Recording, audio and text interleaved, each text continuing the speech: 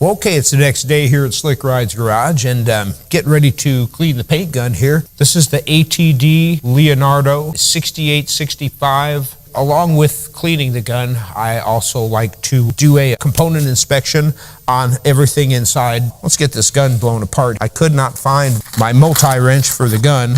Really, you shouldn't use one of these on a paint gun. They send a wrench. It's flat, and it has several different sizes on it for you to be able to take everything apart. There's also a seal down in there. We'll go ahead and pluck that out. This is the air cap. The metering needle is removed by unscrewing this knob here. Squeeze the trigger. Now this one here doesn't want to come out very easy. This nut right here is kind of like a reverse flare nut. It has packing in there. And the tighter you make that, the more restriction there is on the movement of the needle. Loosen this packing nut up a little bit and it just pulls right out. Every time I take my needle out of my gun, I like to check it real closely for excess wear. Wear around the packing nut isn't so bad because it can be tightened and the little wear there can be compensated for it. But what I pay attention to, see that what looks like a ring around the tip? That right there is just starting to get a little wear in it.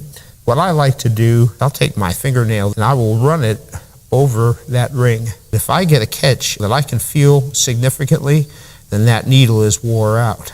This thing's in really good shape. This bobbin right here, this is just like an air switching valve. As you draw the needle back with the trigger, this moves in an internal passage inside the gun here, and that delivers air pressure up to the top portion of the gun. I'm gonna go ahead and pull the metering cap. This is the one I really don't like to pull with these. This surface right here seals up against this surface here. So if we get any gouges in this surface on this cap here, it's gonna wind up misdirecting some air, and that'll change the spray pattern. I'm going to use my fingers underneath like this to keep it off of that while I break it loose. This air distribution cap, there is a open dowel pin, and that's part of the air delivery system. We want to be careful with that. You can see the passage right in here, and that passage goes into this. I'll go ahead and screw this on lightly. The passage blows air through these two orifices and these two orifices, and that basically blows the paint pattern into something like a fan, something about like this. It's important that all of the sealing surfaces are free of defects, so this way you don't get misdirected air and a funky spray pattern, especially on a high metallic, because that will just turn your paint job into a yard sale. I always leave this in right here, this in, this stays in, the trigger stays on. This right here is an oil and water separator. I don't have a water and oil trap set up in my shop yet. You can get one of these at many auto parts stores. This is a Milton L-style connector. I like these long tips like this here because they tend not to leak. And when you get air leaks on the way to the gun, we can get variances in the amount of pressure at the cap. Normally, as I'm taking it apart, I just take these pieces and toss them into the solvent. Oh, there's my needle. I can't get the whole thing down in there. Soak the tip like that and then flip it around and just dip it down in there and wipe off the other side. If you've never seen one of these before, that's a paint gun cleanup kit. So we have all different kinds of brushes in here. Let's go ahead and open this thing up. I'm going to start with the cup. Select a cleanup brush, sized approximately to the hole.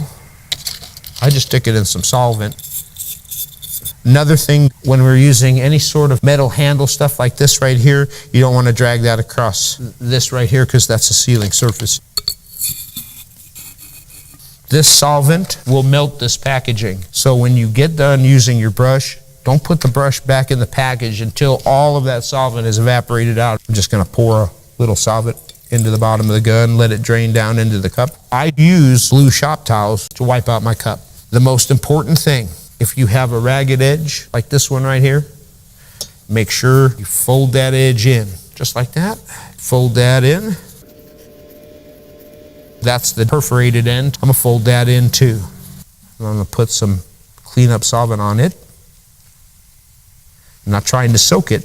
Oops, well, at least I wasn't trying to anyways. And then I'll roll it up and then give it a twist or squeeze it. And that'll run that solvent all the way into that rag. Just take this and wipe out the inside of the cup, starting at the bottom, working my way towards the top. So I'm cleaning it as I go out, and I'm not leaving my skin oils and stuff in the cup. The cleaner you keep your gun, the easier it will be clean the next time you go to start shooting paint. Now that the inside's wiped out, I'm gonna wipe off the outside. If you're gonna use the same rag, do this inside first because it needs to remain clean for the paint, and then do your outside because you can cross-contaminate your gun.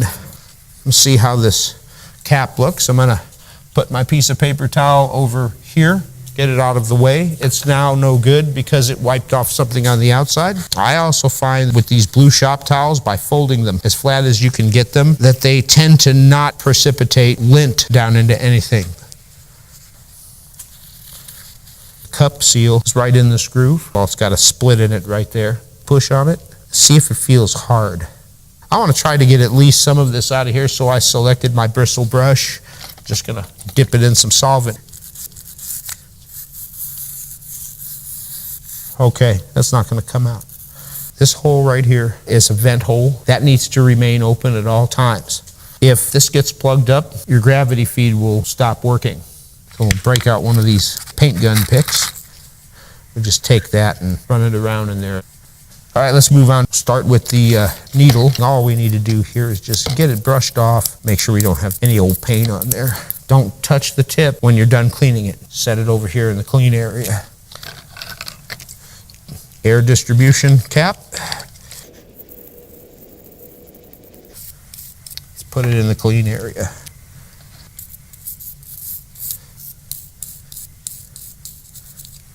Now for the metering cap.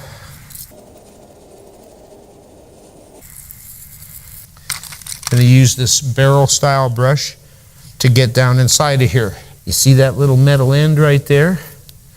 You want to make sure that that does not come in contact with that taper down in there, because this right here, that thing is sharp. That thing will dig that out. Let me just measure out about how far I need to go. So it's going to be about right there. I'm just going to spin it around in here. Grab the pick here.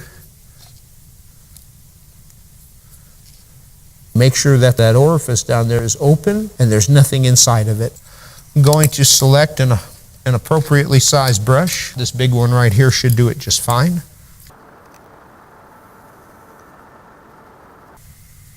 Don't forget to clean where the cup goes in there too. That's a great place for paint and paint products to hide. Got a little bit of buildup around this edge here. Let's see if any of that'll pick off. Hey, look at that. That right there is part of my seal. Glad I got that out of there. I'm going to take the solvent, I'm going to pour it directly where the cup goes. Flush out any further contaminants in there. Now we can start putting this thing back together. See if any of this stuff fits better. Ooh, look at this. There's another piece of that seal. That's the stuff you want out of your gun right there, by all means. Reinstall the metering cap. And I would just like to say again that this is not the preferred way to do this. Let's grab our metering needle, make sure it didn't get dirty or contaminated, slide it into the gun through the packing, push it all the way into place.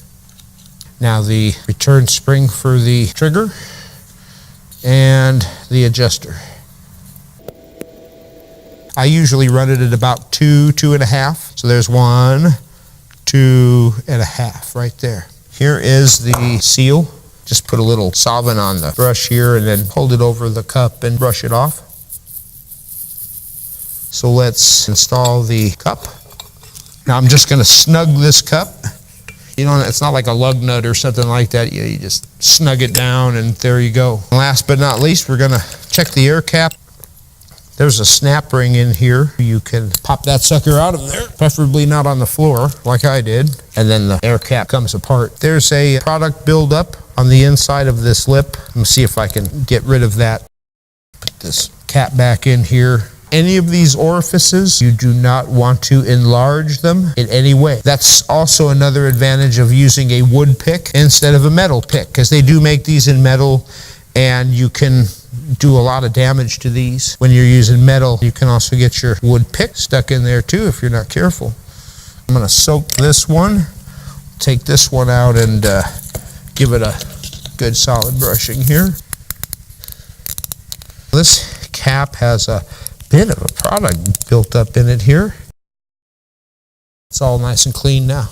So let's put the cap back together. They just go together like that. And then this is a retaining clip that holds the two pieces together.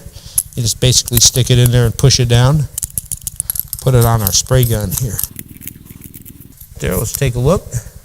This just simply screws on to the bottom of my gun here. These are known to leak. There is a tang. Use that to tighten this down. Let's put this thing on here. Let's hook it up to the air supply and see if it leaks. Look at that, solid as a rock. We have a little purge valve down here for your water even on this thing. Actually, all that is, if you look real close at this, it's just a Schrader valve. All right, she's good and solid here, not leaking any, so now we can move on to the next step, and that's final prep on the bumper cover.